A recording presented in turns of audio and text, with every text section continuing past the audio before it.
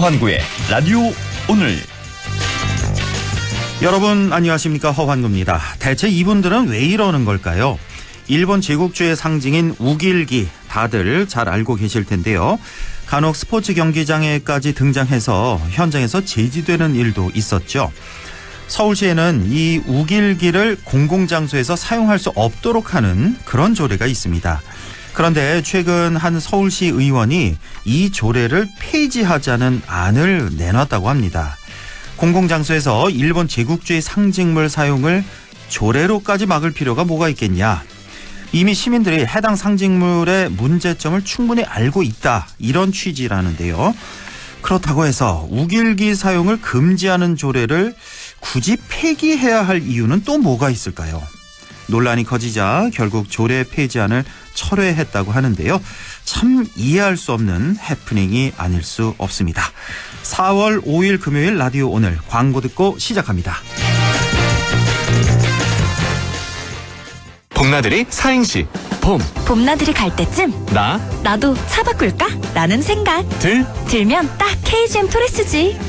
EVX까지 혜택이 팡팡. 4월 특별 혜택 토레스 24개월 무이자 할부또는 최대 200만원 추가 할인. EVX 전트림 200만원 이하까지. KGM 전시장에서. 이희경입니다. 그거 아세요? 이사는 평수를 바꾸지만 연금 이전은 평생을 바꾼다는 말. 그래서 저는 하나 연금 닥터. 빈틈없는 밀착 관리에 찾아오는 연금 전문가 상담까지. 당신의 퇴직연금 하나은행 연금 닥터로 이전해야겠죠? 원금 손실에 유의하시고 자세한 내용은 하나은행 홈페이지 참조. 나에게 꼭 맞는 생유산균 락토핏. 아기에게 락토핏. 아이들도 락토핏. 우리 가족 락토핏. 맞춤형 생유산균. 종근당 건강기능식품입니다. 당신은 아마 아직 모를 거야. 상기렌트 숨은 강자. 아마 믿지 못할 거야. 합리적인 이 가격을. 장기렌트의 숨은 강자 홈페이지에서 실시간으로 확인하세요. 아마존카. 네, 라디오 오늘 금요일 순서 시작합니다. 1부 최진봉의 시사 포커스 함께하겠고요. 2부 이슈 오늘에서는 오늘 식목일을 맞아서 예천군의 산림 녹지 사업 알아보겠습니다. 예천군 정치영 산림 녹지 과장 연결해 보겠습니다. 이어서 천용길의 정치 TMI 함께하겠습니다. 라디오 오늘 유튜브로도 다시 들으실 수 있습니다. 많은 애청 바랍니다.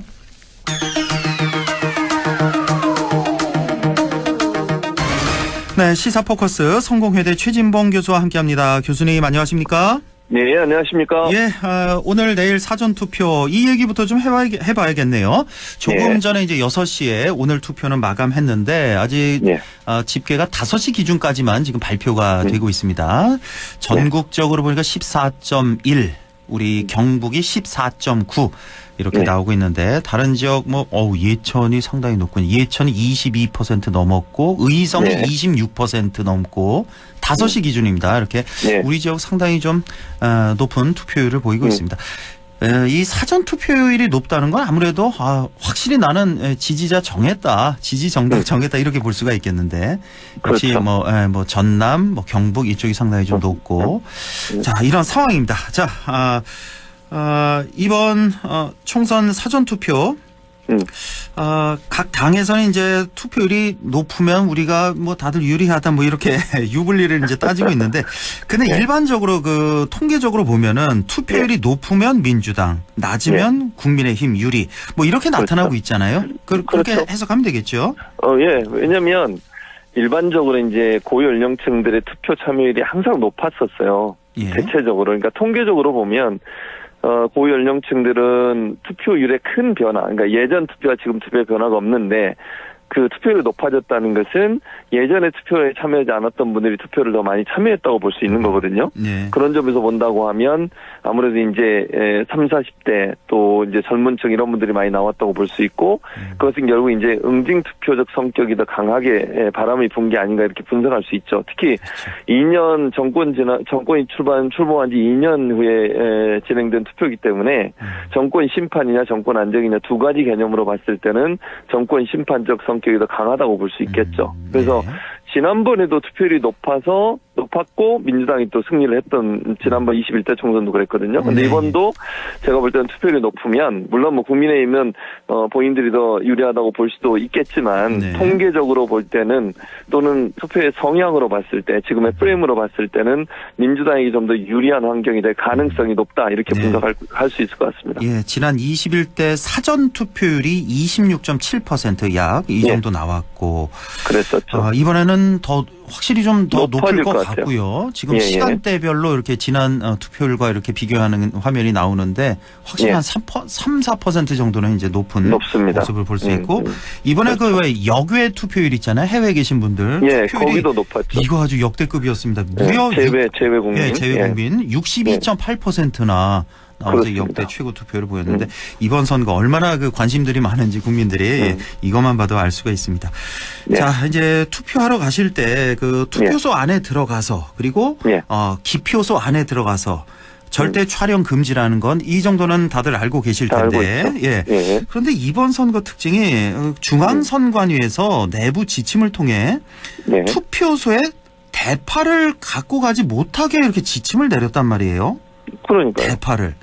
그래서 이거 참 이거 이해가 좀 안 돼요. 웃음거리가 아닌가 싶은데 이게 좀 선관위가 선을 넘은 게 아닌가.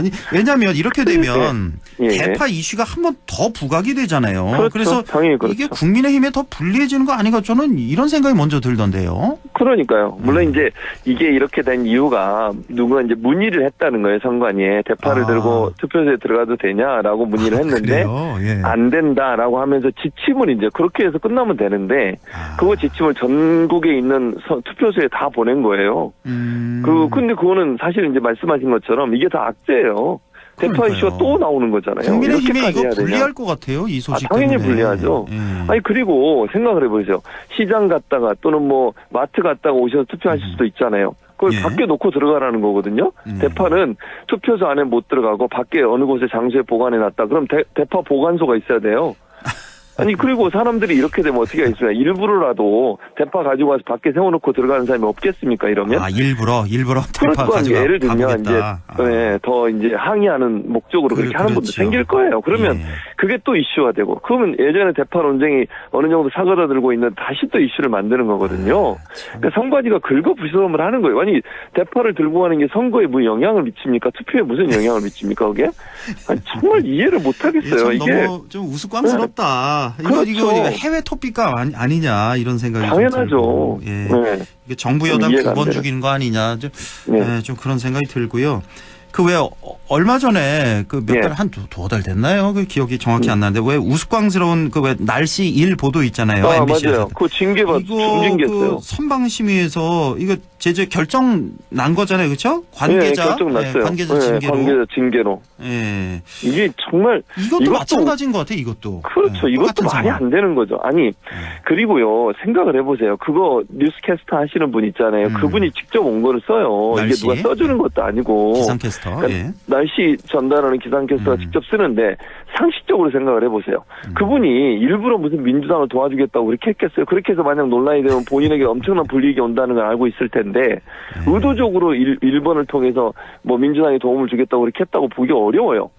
제가 볼 땐 그렇습니다. 예를 들면 누군가 지시를 했거나 아니면 무슨 정당이 개입을 했거나 그러면 그렇죠. 모르지만 그러면 문제가 되죠. 예. 기상캐스터라는 분이 자기가 직접 쓰고 자기가 직접 그 멘트를 하는 건데 거기에 일부러 1번을 집어넣겠습니까? 저는 도저히 이해가 안 됩니다. 그리고 사실은 날씨를 보는 사람 입장에서 그냥 그때는요 문제를 삼기 전까지만 해도 어느 누구도 그걸 민주당과 연기시킨 적이 없었어요. 그러니까요. 그리고 보수 진영이나 국민의힘에서 그걸 문제를 삼고 그러니까 이게 이슈가 돼버리는 거잖아요. 네. 정말 이게 이런 식으로 하기 때문에 현 정부에 대한 비판적 여론이 커지는 겁니다. 그러니까 그 날씨 일 보도 같은 경우는 예. 왜냐하면 그 중앙선관위에서 이거 문제 없다. 문제 없다고 판단을 또 내렸잖아요. 판결을 또 내렸는데도 불구하고 이렇게 또 억지스럽게 예. 또 제재를 했다. 이게 제재가 또 가벼운 제재가 아니라면서요. 그렇죠. 관계자 징계가. 가장 중한 징계 중에 하나예요.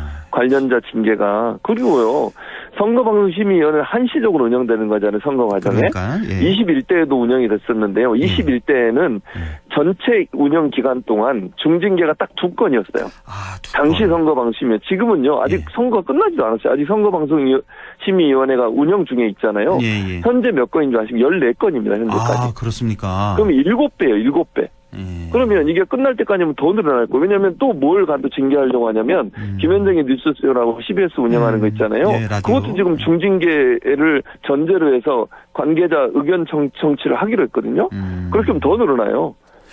이게 무슨 근데, 아니 참 이 방송사에서 네. 중징계 받을 만한 건이면은 뭐 당연히 해야죠. 감시 기간이니까 당연히. 네. 근데 그럴 만한 사항이 아닌데 너무 억지스럽게 제재를 가한다. 맞습니다. 이게 참 그게 문제예요. 너무 그게. 안타깝습니다, 진짜. 예, 그러니까 저는 이게 결국은 언론을 장악하고 언론에 대한 통제를 강하고 언론에 대해서 재간을 물리고 이런 비판을 피할 수가 없어요. 너무 이런 억지스럽게 식으로 해요. 하면. 너무 억지스럽게. 그렇죠. 그리고 또 하나 문제가 뭐냐면 선거방심위원회가 선거와 직접적인 연관이 없는 보도도 심의를 해요. 그거 원래 방심에서 해야 되는 거거든요. 방송통신심의위원회에서 그걸 해야 되는 건데 선거와 관련 뭐 김건희 여사 특검법 관련해서 김건희 특검법 했다가 또 징계받았잖아요. 여사를 뺐다고. 네. 예.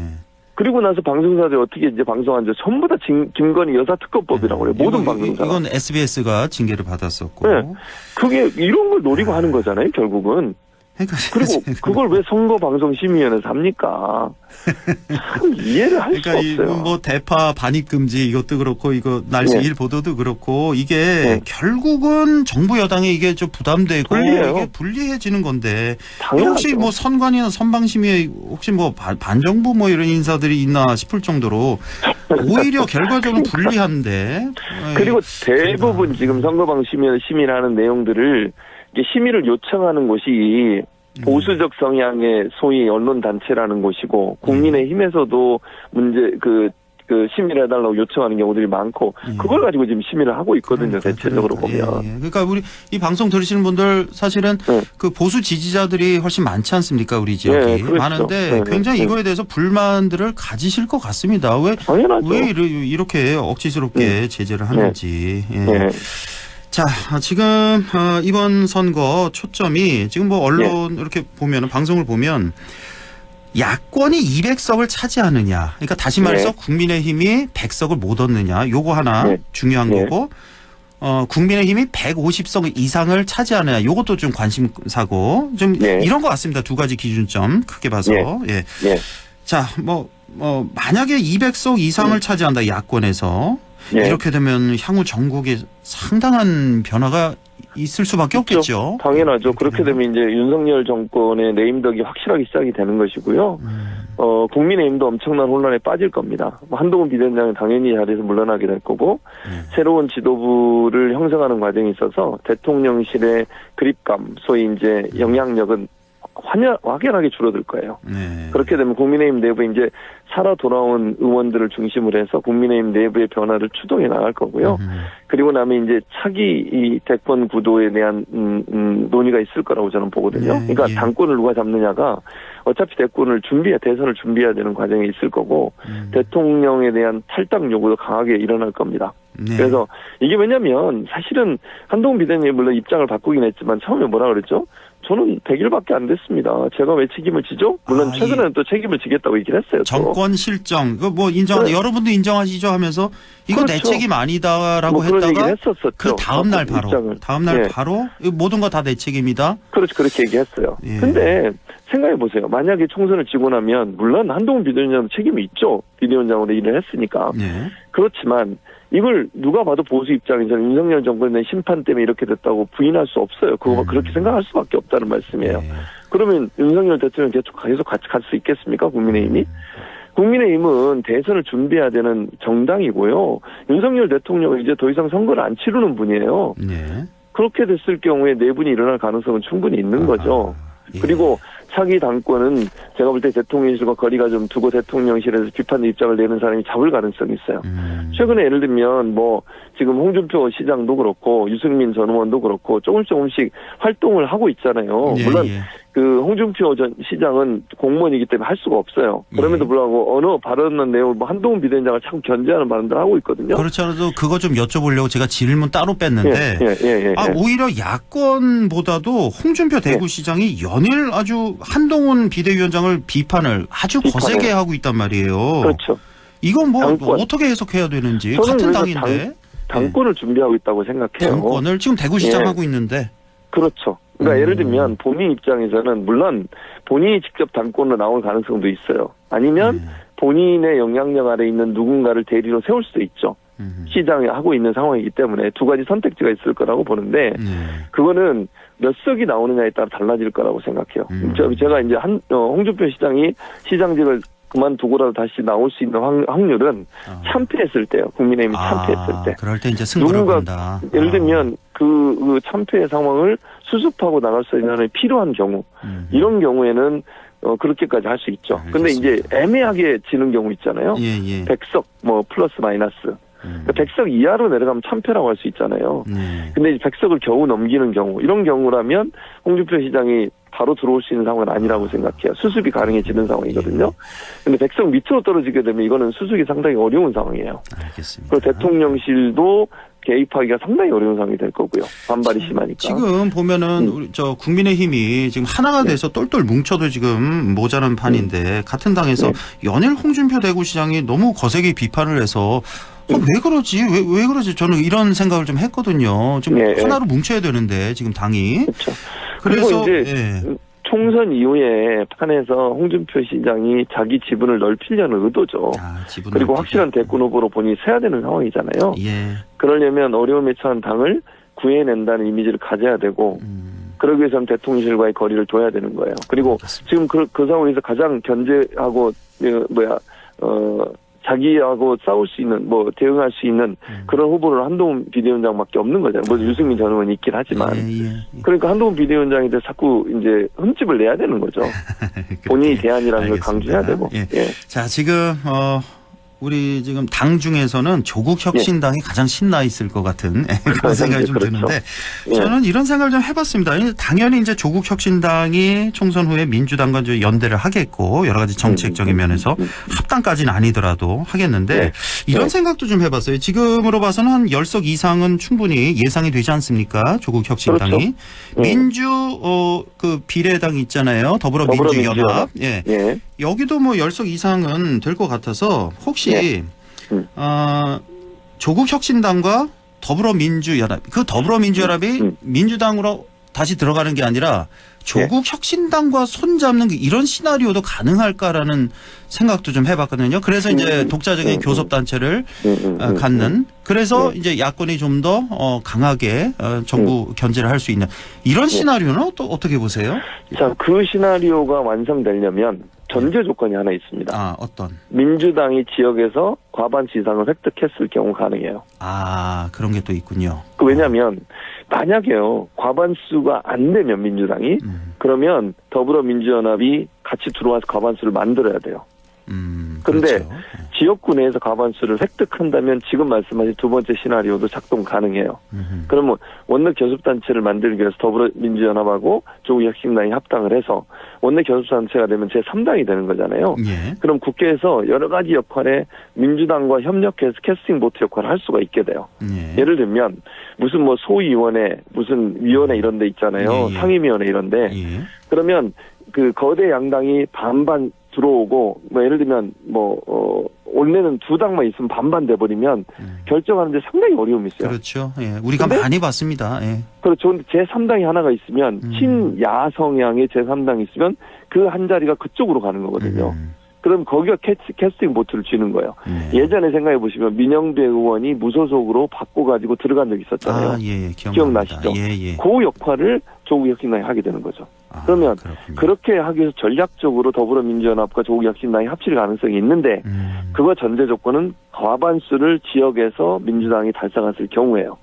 과반수가 안 되면 그건 안 돼요. 왜냐하면 과반수를 일단 만드는 게 중요해요. 그거는 본회의나 이런 데서 절대로 국회의장 선출하는 그렇죠. 문제라든지 상임위 배분 문제라든지 이런 게 과반수가 반드시 필요하거든요.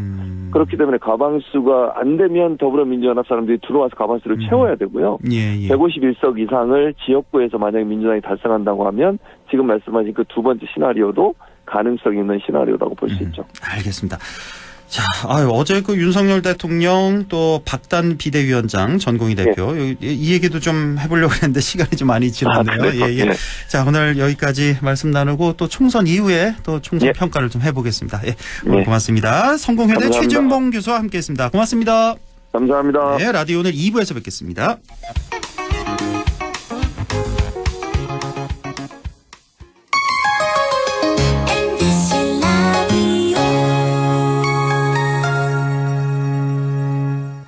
밤새우러 못 잤는데 방긋 웃는 얼굴에 힘이 나는 아이러니.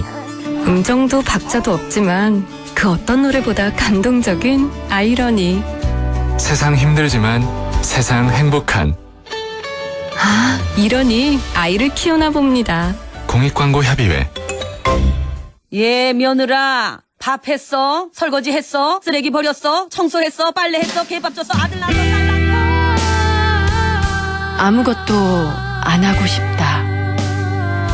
이미 아무것도 안 하고 있지만 더 격렬하게 아무것도 안 하고 싶다. 지금은 그냥 라디오만 듣고 싶다. MBC 라디오. MBC 라디오. 라디오 청취자 10명 중 4명이 듣는 방송 국가대표 라디오 MBC 라디오.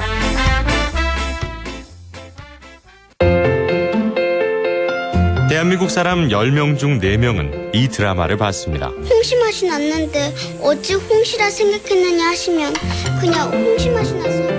대한민국 사람 10명 중 4명은 이 만화를 보며 자랐죠. 그리고 대한민국 청취자 10명 중 4명은 이 라디오를 선택했습니다. MBC 라디오. MBC 라디오. 26년간 청취 점유율 1위 국가대표 라디오 MBC 라디오.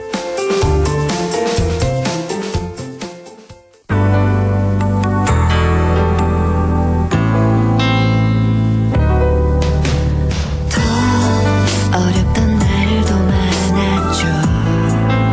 우리 함께 한다면 따스함을 느껴요.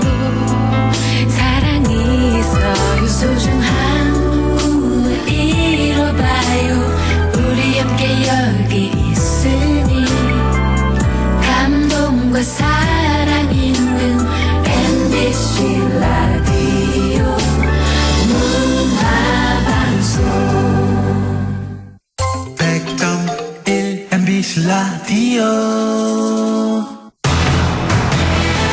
네, 6시 27분 45초 지나고 있네요. 이슈 오늘 시작합니다. 자, 오늘 식목일입니다. 이 총선 때문에 식목일 잊으신 분들 많이 계실 것 같은데 오늘 79회 식목일을 맞아서 예천군의 산림녹지 사업에 대해서 알아보겠습니다. 예천군 정치영 산림녹지 과장 연결돼 있습니다. 정치영 과장님 안녕하십니까? 예, 안녕하십니까. 저 예천군 산림녹지과장 정치영입니다. 예, 수고 많으십니다. 자, 오늘 식목일인데 뉴스를 보니까 아이러니하게도 식목일에 가장 많은 나무를 잃고 있다라는 기사가 있던데, 자, 이거 무슨 소리입니까? 뭐 산불이 많이 난다는 소리입니까?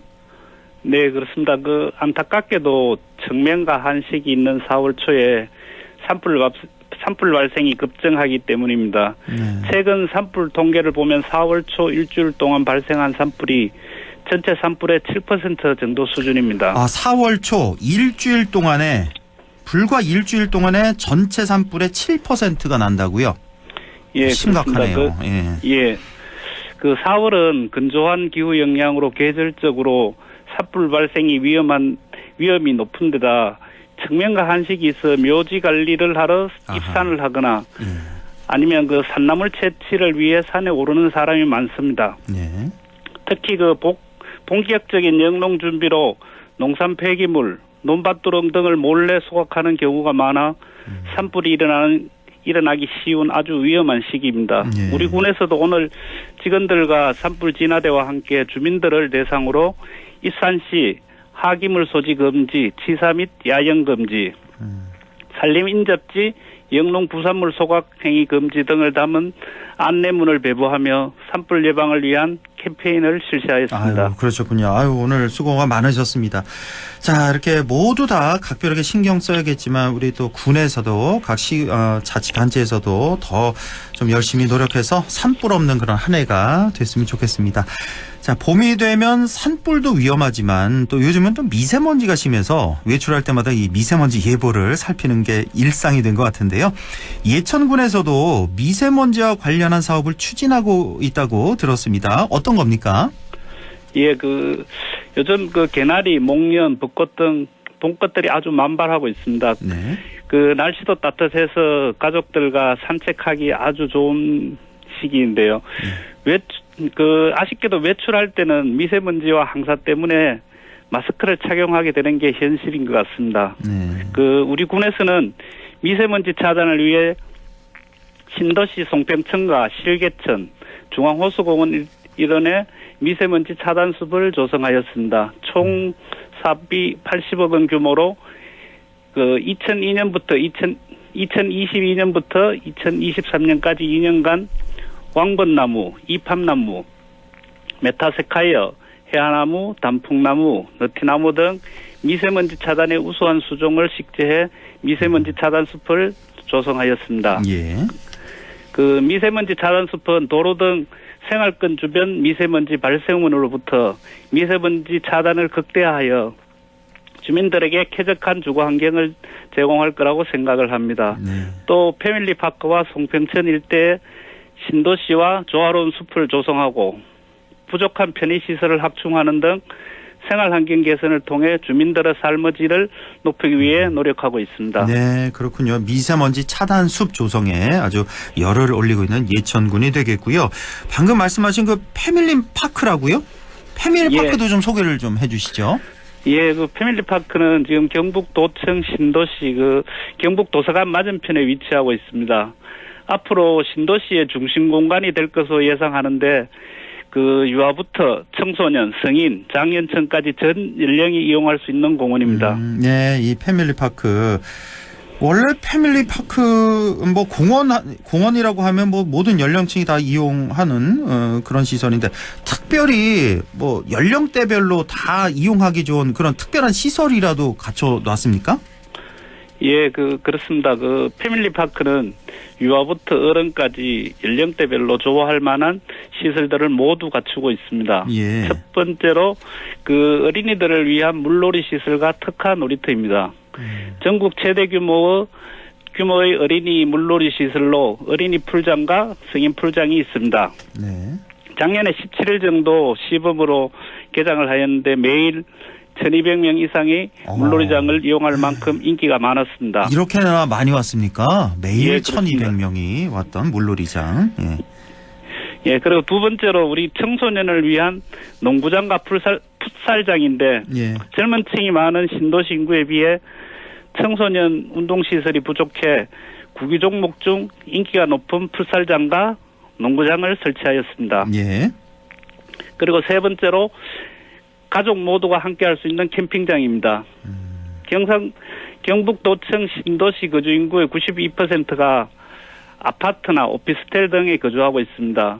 네. 공동주택에 거주하는 인구가 많은 특성을 고려해 자연을 접하고 체험할 수 있는 도심형 캠핑장 17면가, 글램핑장 3면, 그리고 바비큐장 8개소를 설치하였습니다. 예.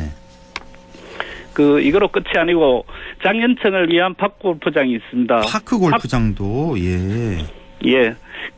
파크골프장은 몸에 무리가 없고 재미와 실용성까지 갖추고 있어 장년층 사이에 인기가 급상승하고 있는 종목입니다. 예천읍에 36호로 파크골프장이 있고 신도시에도 패밀리파크 내에 18호로의 파크골프장을 설치하였습니다. 보통 파크골프장은 하천변에 많이 위치해 있는데 이곳은 주변 산들로 인해 경관이 무척 수려합니다. 실제 골프장의 느낌이 나도록 만들었습니다. 이 파크 골프장도 패밀리파크 그 인근에 있는 겁니까? 예, 공원 내에 조성이 되어 있습니다. 공원 내에 있습니까? 예, 그렇습니다. 굉장히 크군요, 패밀리파크가. 예. 그리고 마지막으로 그 행사도 하고 그 공놀이 안 그러면 휴식을 할 수 있는 목적의 잔디 광장도 설치되어 있습니다. 그렇군요. 예. 이 패밀리파크 지금 운영 중인 거죠, 패밀리파크가? 정식 개장을 한 겁니까? 정식 개장은 올해 이제 계획이고 작년에 이제 시범 운영을 했습니다. 그렇군요. 파크 골프장 조성이 조금 남아서 올 상반기 중으로 아마 개장할 계획입니다. 그렇군요. 자, 이 파크 골프장 아주 이 경북도청 신도시의 명소가 되겠네요, 앞으로. 그러니까 그럴 것 같습니다. 어린이를 위한 물놀이 시설, 청소년을 위한 농구장, 풋살장, 가족 모두를 위한 캠핑장에 장년층을 위한 파크 골프장까지. 자, 그리고 또 다목적 잔디 광장도 이렇게 설치가 되어 있다. 여기 잔디 광장도 굉장히 넓겠는데요? 말씀만 들어봐도? 예, 그 물놀이장하고 그 캠핑장 사이에 있는데 아주 넓게 조성이 되어 있습니다. 그렇군요. 예. 자, 지금 뭐 정식 개장은 안 했지만 여기 이용할 수는 있는 겁니까? 뭐 풋살장, 농구장 뭐 이런데. 예, 풋살장, 농구장은 현재 개방해가 운영을 하고 있고요. 예. 물놀이장은 7월경에 이제 운영을 할 계획입니다. 캠핑장은 조금 상반기 중으로 완공해가지고 운영할 계획입니다. 캠핑장은 아직 운영을 안 하고 있다는 말씀이시고. 예. 자, 이름 그대로 가족 친화 공원으로 이렇게 다양한 시설을 갖추고 있습니다. 신도시 평균 연령이 33.6세로 아주 젊은 도시인데 그 도시 특성에 맞게 아주 잘 돼 있는 것 같습니다. 자, 그런데 이곳 말고도 작년에 행정안전부에서 선정된 우수 놀이터가 또 따로 있는 걸로 알고 있는데요. 예, 그 2023년에 전국 7만 8천여 놀이터 중 안전관리, 운영 실태 등을 평가해 우수 놀이터 7곳을 선정했는데 그중 우리 버무리공원 숲속 놀이터가 대한민국 대표 놀이터로 인정받았습니다. 그렇습니까? 예, 아이가 있다면 꼭 가보시도록 권해드리고 싶습니다. 안 가본 아이는 있어도 한 번 가본 아이는 없을 거라 확신합니다. 예. 그 군에서는 숲속 놀이터 내에 유아숲 체험원을 전문기관에 위탁하여 운영하고 있습니다. 관내 어린이집과 유치원 아이들을 대상으로 3월부터 11월까지 도심 속 놀이터에서는 경험할 수 없는 자연을 활용한 체험놀이를 진행하여 아이들의 상상력을 자극하고 있습니다. 애들은 잘 때가 제일 예쁘다고 말하는데 놀이터에서 신나게 놀면 잘 놀아서 이쁘고 집에 가서 잘 자서 이쁘고 일석이조입니다. 맞네요. 예, 버무리 공원 숲속 놀이터 말씀을 해주셨네요. 이건 혹시 그 신도시의 어디쯤에 있는 거죠? 지금 버무리 공원? 아파트 우방 아파트 그 사이에 그 도시숲으로 조성이 되어 있습니다. 우방 아파트 인근에 예. 자, 이렇게 뭐 애들이 잘 놀아서 좋고 또 집에 가서 좀 피곤하니까 잘 자서 더 좋고 일석이조의 버무리공원 숲속 놀이터도 꼭 한번 다녀오시고요. 자, 원도심은 어떤가 좀 걱정도 좀 되고요, 사실. 자, 예천읍을 중심으로도 많은 사업을 하는 걸로 알고 있는데 어떤 사업이 있습니까? 예, 원도심에는 그 남산공원과 펠처토 부지 등 자연환경과 지리적 이점을 살린 콘텐츠를 발굴해 새로운 관광명소를 만들어가고 있습니다. 남산공원은 구역별로 특색 있는 공원으로 꾸미며 야외 미디어 아트 시설과 그 방문객이 쉽게 그 방문할 수 있는 대형 주차장을 만들 계획입니다. 또 현재 공사가 진행 중인 폐철토 부지의 예놀이길은 총 1.2km로 조성이 되고 산책로에 쉼터, 조격장, 광장 등을 설치하고 계절마다 다른 정원으로 꾸며 주민들에게 다양한 볼거리와 재미를 제공할 계획입니다. 이것이 완성이 되면은 그 인근의 한천, 그리고 지금 그 역사공원으로 공사를 하고 있는 개심사지, 그리고 그 연계해서 원도심의 관광 클러스터가 구축될 것입니다. 예, 그렇군요. 자, 이렇게 말씀 들어보니까 예천이 굉장히 활기찬 모습으로 바뀌고 있는 게 느껴지는데요. 하루빨리 완성돼서 다음에 또 한번 얘기를 좀 나눠보고 싶네요. 자, 마지막으로 하시고 싶은 말씀 전해주시죠. 예, 오늘은 식목일입니다. 나무를 심고 키우는데 걸리는 시간은 오래지만 산불 등 하마에 사라지는 것은 순식간입니다. 나무를 잘 가꾸는 것도 중요하지만 산불 등 산림재해로부터 산림을 보호하는 것도 매우 중요하다고 생각을 합니다. 오늘만큼은 가족과 함께 반려나무를 심으며 자식들에게 더욱 풍성한 미래를 물려주기 위해 노력하는 것이 어떨까 싶습니다. 네, 감사합니다. 알겠습니다. 오늘 이렇게 예천군 산림녹지 사업 알아봤고요. 또 신도시 소식도 함께 들어봤습니다. 예천군 정치영 산림녹지 과장과 함께했습니다. 과장님 고맙습니다. 예, 감사합니다. 네, 천용길의 정치 TMI 바로 이어가겠습니다. 뉴스민 천용길 편집장 연결되어 있습니다. 안녕하십니까? 네, 안녕하십니까? 예, 오늘 정치 TMI 주제는 제가 좀 맞춰볼까요? 네, 맞춰보십시오. 사전투표 아닌가요? 맞습니다. 오늘 사전투표 첫째 날이고 내일까지 사전투표가 진행될 예정인데요. 오늘 6시로 첫째 날 사전투표가 마무리됐는데 오늘 최종 투표 결과가 나왔죠. 조금 전에 나왔죠. 바로 몇 분 전에. 그렇습니다. 예. 예, 지금 전국적으로 보면 지난 총선보다 2.63%포인트 늘어난 15.61%로 집계가 됐습니다. 아, 3.5%포인트 정도 높은 거 아닌가요? 지난 총선보다? 아, 지난 총선의 첫째 날보다. 네. 아, 첫째 날. 더 세분화했군요. 네. 지난 총선의 첫째 날보다. 예. 네. 전국 투표율 집계된 것이 15.61%인데 이 경북 전체로 놓고 보면 16.24%로 사전 투표에 참여한 경북 도민들이 전국 평균보다 많았고요. 예. 특히 의성군의 경우에는 27.9%, 영양군은 26%로 경북 도내에서도 가장 높은 사전투표율을 기록했습니다. 의성 영향이 상당히 높았고 안동도 뭐 높은 편이네요. 17.8 나왔고 안동 그렇습니다. 영주만 17% 되고 나머지는 다 20% 우리 지역은 다 넘었다는 거. 예. 자, 이렇게 나왔습니다. 그래서 오늘 사전투표가 하루 마무리가 됐는데 사전투표를 둘러싼 여러 논란과 또 사전투표 제도가 왜 도입됐는지 이 결과에 따른 여야의 유불리까지 오늘 한번 살펴보겠습니다. 예, 좀 빠르게 진행을 해야 될 것 같네요. 네. 자, 사전투표가 처음 도입된 게 언제부터였죠? 네, 2014년 전국 동시 지방선거 때부터 도입이 됐습니다. 꼭 10년 됐군요. 네. 사실 선거일 전에 투표하는 것까지 사전투표라고 한다면 이전에도 있었습니다. 그러니까 재외국인 투표라든가 고소선상투표도 지금 있지만 아마 기억하실 분들 계실 텐데 부재자 투표라고 하는 게 있었습니다. 부재자 투표. 예, 맞습니다. 기억하죠. 예. 네.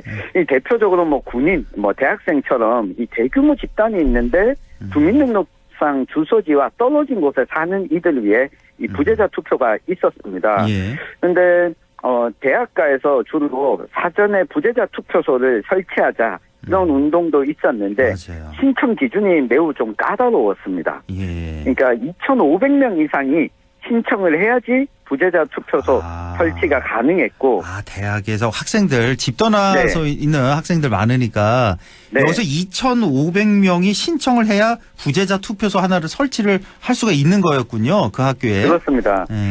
때문에 개별적으로 주민등록 주소지에서 떨어진 곳에서 생활을 하게 되면 선거일 이전에 부재자 투표 신청을 따로 하고 우편으로 다시 또 발송해야 되는 이 번거로움이 있었습니다. 아유, 번거로워요. 예. 네.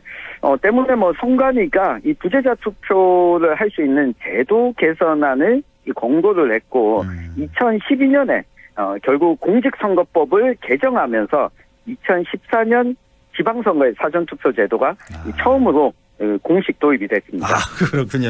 예, 사전투표의 역사 쭉 훑어주셨는데, 맞아요. 예전에는 이 부재자 투표라는 말을 많이 썼는데, 언젠가부터 없어졌다. 근데 알고 보니까 이게 이제 사전투표 제도가 된 거군요. 그러니까 한마디로 쉽게 봐서.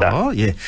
자, 우리 지역에는 이 사전투표 다들 뭐 가까이 있는 주민센터, 뭐 행정복지센터 이쪽 가서 하면 되는 거죠? 사전투표는? 맞습니다. 뭐 아시겠지만 사전투표소 대부분은 행정복지센터가 많이 차지를 하고 있습니다. 예. 뭐 안동시나 영주시처럼 시 단위 지역은 행정복지센터가 많은데 이 농촌의 읍면 지역들 같은 경우에는 면사무소가 소재한 곳이 소재지가 작다 보니 이 면사무소 행정복지센터 옆에 뭐 다른 회관이라든가 이런 곳에 사전투표소가 설치된 지역들도 있습니다. 아, 그래요? 네.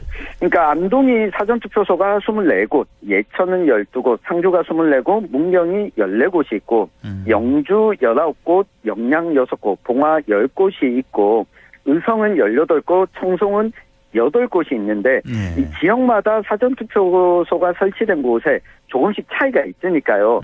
어떤 지역은 보건지소에 사전투표소를 설치한 곳도 있어서 그래요. 네, 가능하면 읍면 소재 지역을 가시면 투표 행렬을 좀 확인할 수가 있어서 선관위 홈페이지를 통해서 확인이 어려우신 분들은 읍면 소재지로 우선 사전투표를 하러 가시면 된다. 이 말씀을 꼭 드리겠습니다. 읍사무소, 면사무소 이런데요. 네. 가서 그러니까 선관위 홈페이지 보면은 다 확인이 가능하신데. 네. 자, 또 왜 시골에 좀 뭐 도시 지역 계신 분들 뭐 집 가까이에 다들 이제 있으니까 행정복지센터가 쉽게 하시는데 저쪽이 좀 외곽 지역에 사시는 분들은 이 투표하러 나오기도 상당히 좀 번거롭긴 하겠군요. 아무래도 좀 읍내로 나와야 되니까.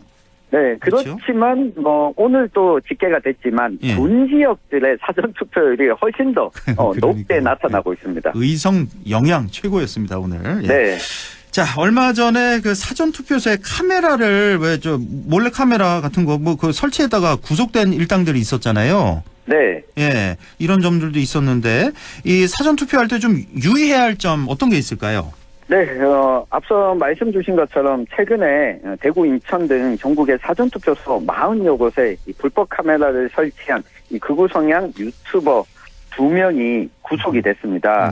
이게 선관위가 발표한 개표 인원과 자신이 설치한 카메라 영상 속의 투표 인원이 차이가 있다. 이런 주장을 한 건데요. 사실 이 부분은 사전투표를 보신 분들은 아시겠지만 크게 두 가지로 나뉩니다. 관내 사전투표와 관외 사전투표.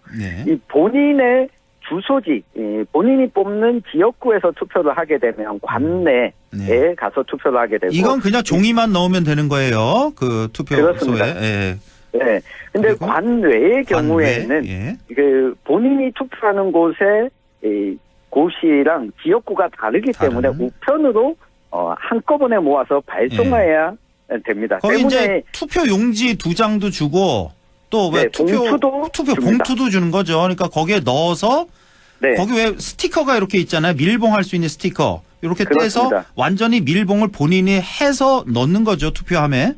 이거는. 때문에 그 인원수의 차이가 있는 것인데 2020년 뭐 총선부터 민경욱 당시 미래통합당 의원을 포함해서 총 120여 건의 이 부정선거다 이런 소송이 제기가 됐습니다. 물론 이 120여 건 모두 대법원이 기각을 했습니다. 그럼에도 불구하고 이런 주장을 계속하고 있는 이들이 있는데 그러다 보니까 선관위가 이번 선거에서는 부정선거 논란을 아예 없애기 위해서 손으로 수개표 절차를 도입을 했습니다. 근데 지난번까지는 이제 기계로만 다 했는데 이번에 사람 손으로 직접 한 번 더 확인을 한다는 거 아니에요? 네, 이게 순서상 기계로 확인하고 사람이 매수를 헤아렸다면 이번에는 기계에 넣지 않고 사람이 먼저 확인한 다음에 기계에 다시 한번 넣는 방식으로 수개표가 우선되는 원칙이 이번에는 적용되게 됐습니다. 그래요. 사람이 먼저 확인하고 이제 기계에 넣는. 이러다 보니까 또 거기서 시간 꽤 걸릴 거 아니에요. 이 개표 방송도 해야 되는데 이것도 좀 늦춰지겠네요. 그러면. 네, 아마 우리 허한구 아나운서께서도 좀 힘들지 않을까. 이거 12시 넘어서. 네. 그러니까 이 절차를 거치다 보니 이 부정선거를 주장하는 쪽, 불법 촬영하는 것에 대해서도 선관위가 더욱 엄정하게 대응하겠다라고 밝히고 있으니 네. 이 투표소, 사전투표소에 들어가서 촬영을 하거나 투표용지를 촬영한 후에 이걸 공유하는 행위를 하게 되면 네. 이 선거법 위반으로 처벌받을 수 있다는 점 꼭 기억해 주시면 좋겠습니다. 예, 투표소 들어가서 촬영 안 된다는 거. 올해는 아까 최진봉 교수랑 얘기 나눴는데 올해는 또 네. 특별한 게 생겼어요. 투표소 안에 가져가면 안 되는 게 하나 더. 대파 가지고 들어가시면 안 됩니다. 투표소. 예, 네. 중앙선관위에서 아주 지침을 내렸습니다. 예, 네. 이것도 하긴 뭐 이런 얘기 대파 가지고 들어갈 사람 몇 명이나 된다고 이런 지침을 내렸는지 잘 모르겠는데. 예. 자, 이번 총선에서 사전 투표율은 뭐 어느 정도 기록할까요? 네, 추세적으로 보면 이번 선거에서 사전투표를 하겠다. 선관위가 사전투표 이전에 유권자들에게 여론조사를 하는데 41% 정도가 사전투표에 응하겠다라고 답변이 발표가 됐습니다. 예.